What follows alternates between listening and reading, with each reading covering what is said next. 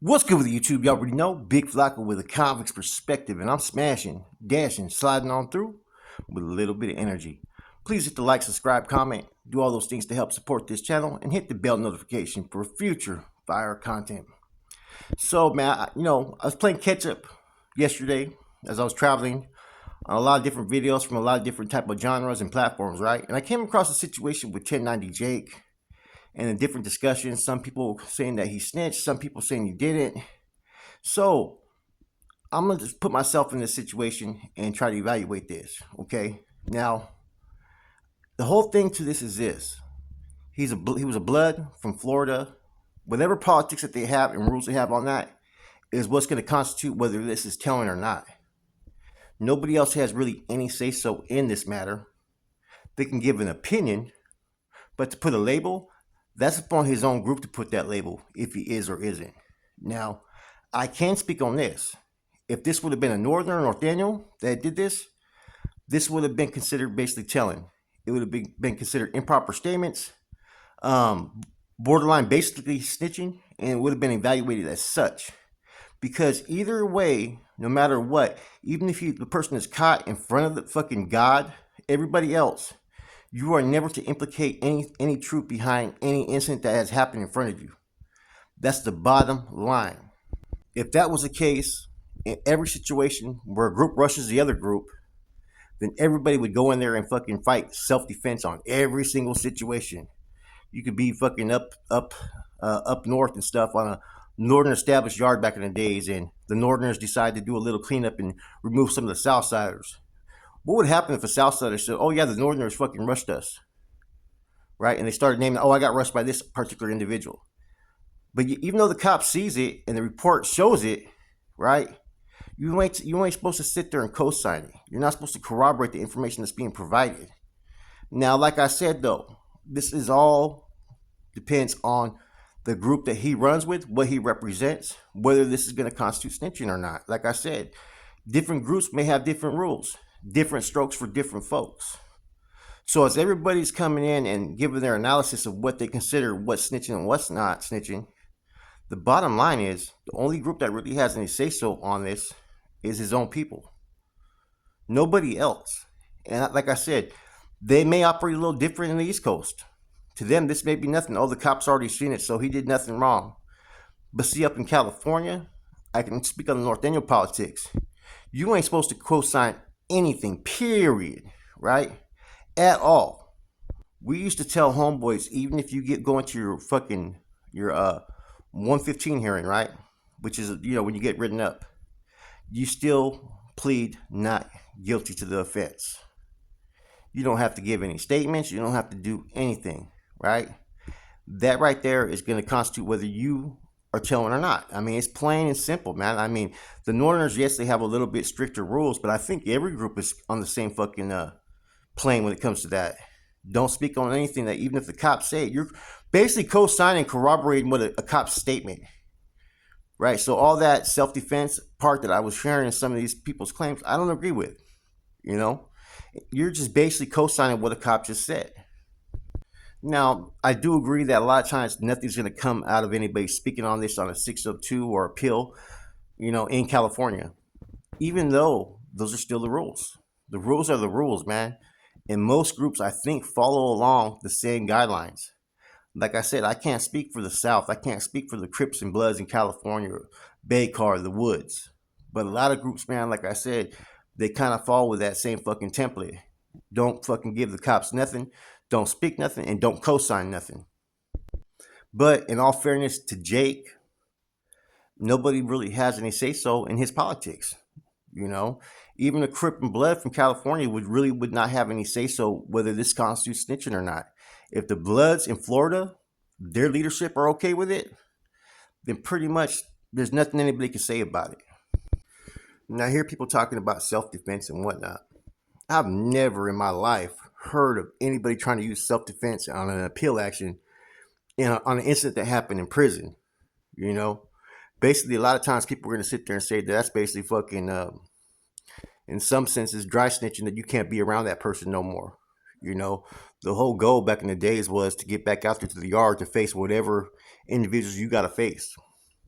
Now, I got no beef with 1090 Jake. I've always liked his content. Um, and that's why I'm giving the spill as I am, because it's not anybody's place really to say whether he's fucking telling or not.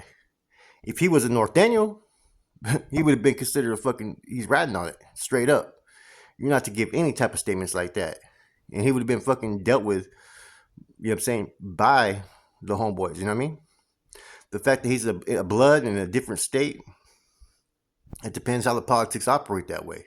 That's what no one's taking into account on this situation, man. Everybody just wants to put labels on everybody, right?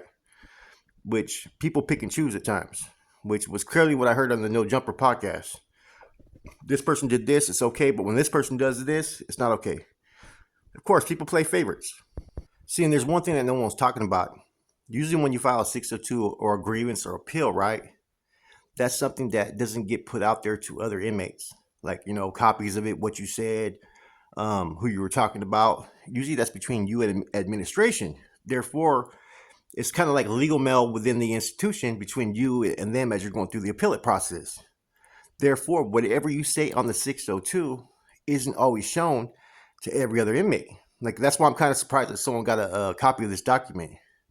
So therefore, people can sometimes, what you would call dry snitch, or even snitch on a 602 from time to time, because you don't have your group screening what you wrote or whatnot. The North Daniels, though, any appeal, any request, you'd have to send it to your channel for them to screen it before you submitted it. I think during the time when I was active, we were the only group that did that. Okay. Things may change now to where every group is screening their fucking 602s. I don't know, right? But that's another point no one's talking about. So you could pretty much say whatever you want to say in a 602, not expecting that it's going to get out there, or if you're telling or if you're saying too much, that people are going to fucking hear about it. And that's kind of what happened right here with 1090 Jake. Nobody maybe even knows that he even made these statements. I don't know how someone got a hold of a grievance, because a grievance isn't something you actually have public record. Someone would have to dig into his file in prison to somehow get that, and that would have had to come from some type of cop, to be honest with you. Now, the one thing that people got to realize, right? Now, if 1090 Jake was using the language as far as what the write-up says, well, if this is what you're saying happened, then how am I at fault? Why I'm in the hole? Then that may be a little bit of a different way to look at it. You know, that may give people the option of looking at, okay, well, all he's doing is using what the cop said happened to get himself out the hole. He's not actually saying anything happened, but he's just using what the cop said. Like I said, I haven't read the language of how the whole appeal was basically written. I've caught bits and pieces, but you have to really attach that to it. You have to sit there and say, well, according to what administration says happened, this officer said happened. If this is even true, why the hell am I in the hole?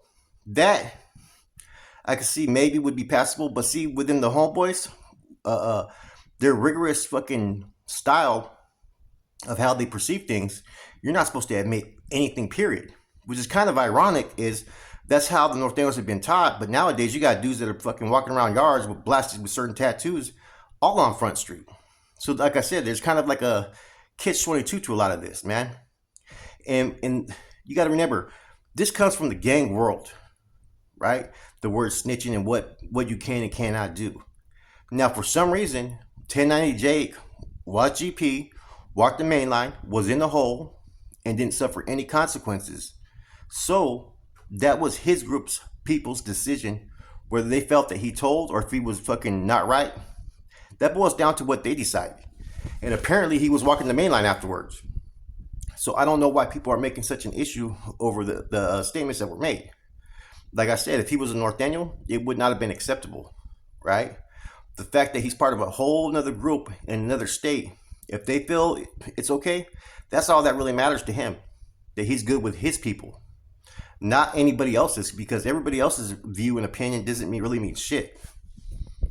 Like I said, it's all going to come down to how the language is written. Is he either co-signing what the officer said, or is he just using what the officer said to justify why is he in the hole? Like I said, and a lot of people are going to base their interpretation whether they like the dude or not. And like I said, it doesn't matter what the next man has to say about this if he's not part of his particular group. Those that want to speak on it are usually those that just don't like the dude, or they're clout chasing, or they're trying to fucking bring his demise on YouTube. Now, let's just get this fact out there. he's brought up a lot of things and exposing a lot of individuals. So of course there's going to be a lot of people who are fucking gun-ho over everything he's done in his past. Like I said, at the end of the day though, the Bloods in Florida have the only say so. The gang that he's from has the only say so. Everybody else's opinion doesn't really matter because either their people are going to rock with him or not. Now, if he was a North Daniel, like I said, this would have been a no-no. I mean, back then you couldn't even say that you were a North Daniel during my time era. But like I said, the language is all going to be key in how he presented it. If he is basically just using what the CO said, this is what you guys claim that happened. Now, if this is the case, why I'm in the hole? But if he's admitting that the incident happened and he's going along the lines of pretty much confirming it and corroborating the story, we already know what it's going to look like in certain groups. But at the end of the day, like I've learned, a lot of these different prisons and different coasts, they have a different type of level of their interpretation of what they consider snitching and not snitching. See, back in the days, 602s, request forms, sick call slips were all a way of how people used to fucking drop dimes on people. This is how they used to be able to tell, right? So I know what 1090 Jake's intentions were in this, and I don't necessarily think that he was trying to tell on anybody. I think he was honestly trying to get out the hole. But the problem with it is, what language did he do so? You know, did he fucking basically co-sign what a cop said? Did he corroborate it? Because then that could be looked at that you're not trying to be around that individual, that you have an enemy fucking concern, and they're going to co-sign that as an enemy concern.